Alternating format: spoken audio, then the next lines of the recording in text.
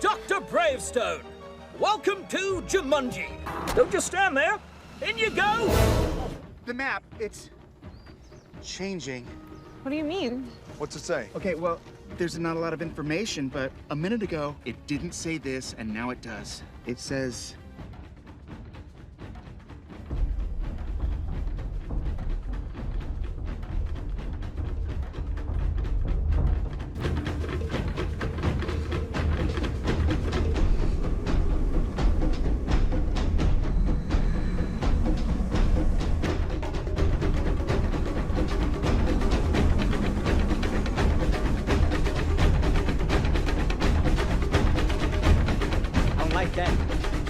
I'm done. I've never been the biggest fan of Chessington, to be honest. I went to the park quite a lot when I was a kid, but I've not really found myself wanting to go as much now that I'm an adult. Mostly because the rides aren't really targeted towards my age, but also I just find the park a pretty miserable place to be. So we're at Chessington and everything's fucking broken. I don't want to be here. Let's go and laugh. I've done 150 minutes. Fucking Jesus Christ. I hope to God this isn't a 2.5 hour wait because I will kill myself. You were gonna go on Dragon's Fury, but It's fucking dead, lol.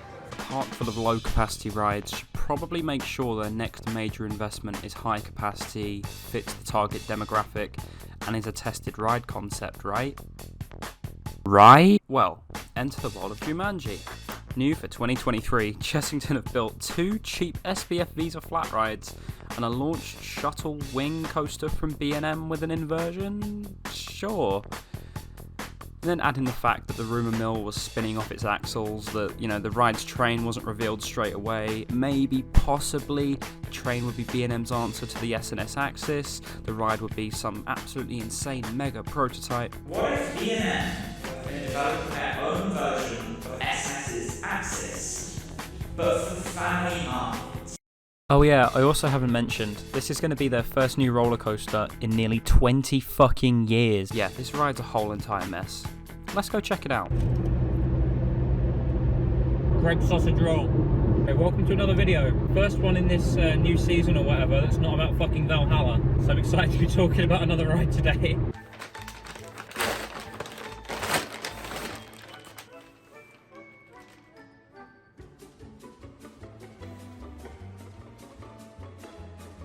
Like some sort of like uni lecturer. Stuff and slides coming up behind me and I have no idea what it's going to be because I've got to edit it all in post. I didn't actually film enough B-roll when I went to Chessington, so Jamie, he went the other day, I had to get him to film a load of stuff as well. I think that's synced. I only ever see like YouTubers doing that. Yeah, World of Jumanji. I've seen, chatted loads of shit about it online before, but I've been there now. I've ridden fucking Mandrill Mayhem. Let's talk about it. Before I actually get into like talking about Mandrill Mayhem, the area and everything, I just want to kind of run through how the opening day kind of went, because I went to the grand opening day and it was eventful. Oh my god, there it is! I've never seen it in the flesh. Stop it, Gardner. Yeah. Good morning, everyone. Welcome to the opening day of World of Jumanji. 3, 2, 1, Jumanji!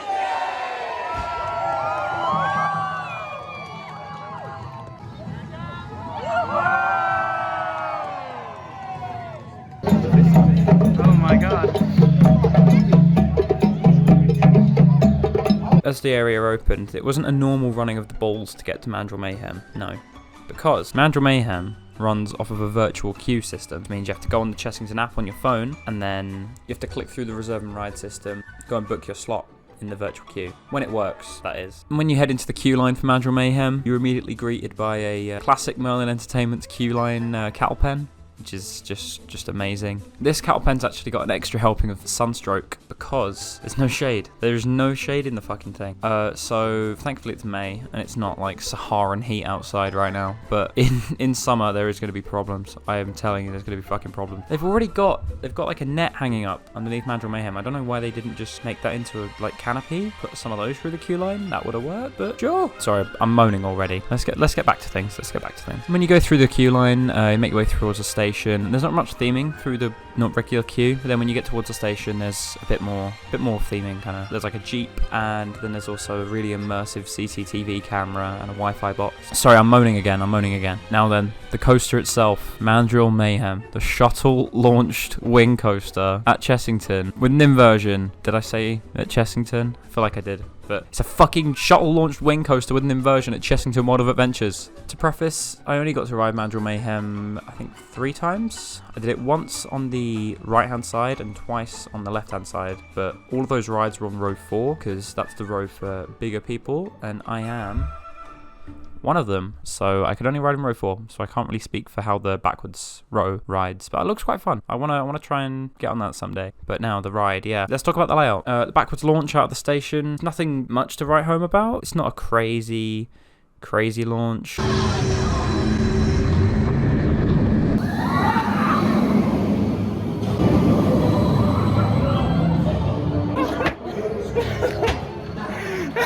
But then the backward spike is actually really quite fun. It has some nice floater to it. It's weird. I didn't expect much from it. It has me excited to ride similar vertical spikes on stuff like Tutatis. I'm really excited for that. Don't want to imagine my hem's fine. It's fine. It's okay.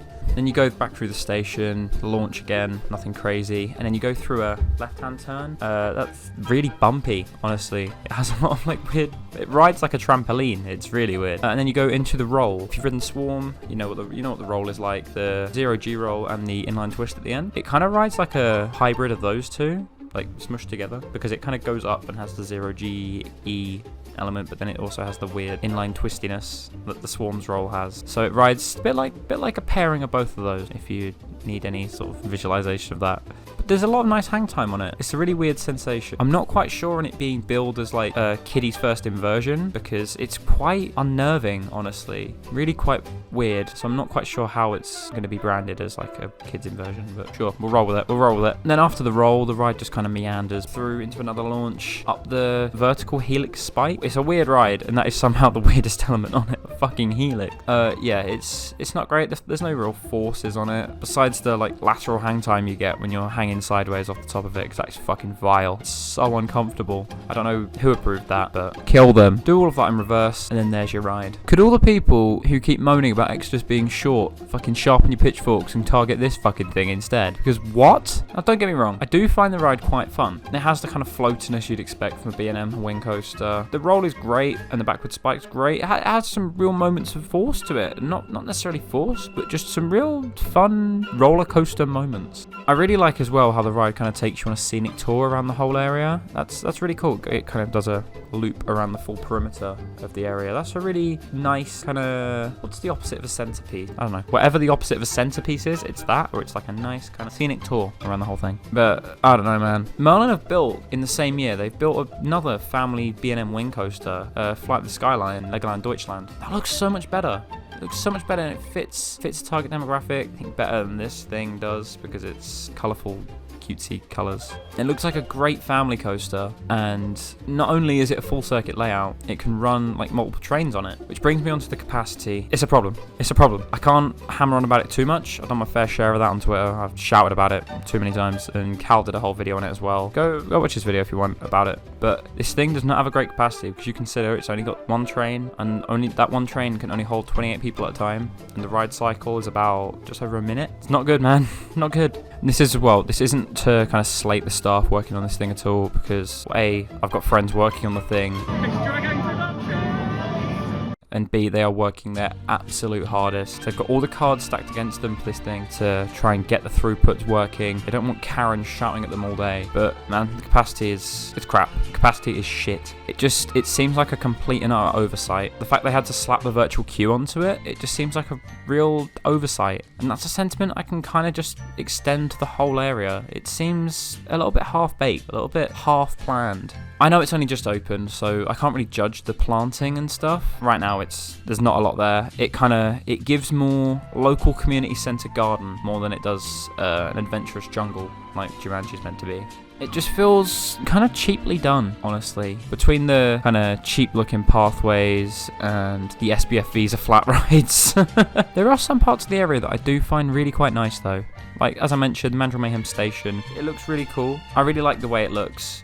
And then the area you exit Mandrill Mayhem out into, the like market bazaar area, that's really nice. That's really nicely done, very nicely detailed, and you do feel like you're in a kind of marketplace or a bazaar kind of area. The ride entrances also look really quite cool. Like Mandrill's got like a kind of rope bridge going over the top of it, and Mamba Strike has this nice like adventure style stone archway that also looks really nice. I really like the way it looks. It's also a really cool eye-catching moment to have the spiral helix of Mandrill Mayhem go up and around that Jaguar statue in the like it's the focal point of the area. That's really nicely done, I think. It's a shame the ride hardware going around that statue isn't that great though. In short, I think my main issues with the area are just the kind of lack of interesting ride hardware, because don't get me wrong, B&M Shuttle Launch Wing Coaster is interesting, but I think there could have been a way better ride made in that area that isn't a fucking B&M Launch Shuttle Wing Coaster. And then as well, the area just kind of doesn't tie into the source material at all, or the idea of being a jungle, it doesn't feel like a jungle. I think more could have been done to kind of give it that vibe. Yeah, I haven't even really spoken about the two flat rides, Mamba Strike and Ostrich Stampede. There isn't a lot to say about them, that's why I've not said much. They're fucking SBF Visa products, the finest Italian engineering. Engineering's so great that even though Ostrich Stampede's arms can hold 3 riders at a time, the ride can only physically lift 2 people at a time. It can't actually hold all of that weight. Just mwah, mwah. Beautiful engineering, beautiful. If I had infinite money mode turned on, which,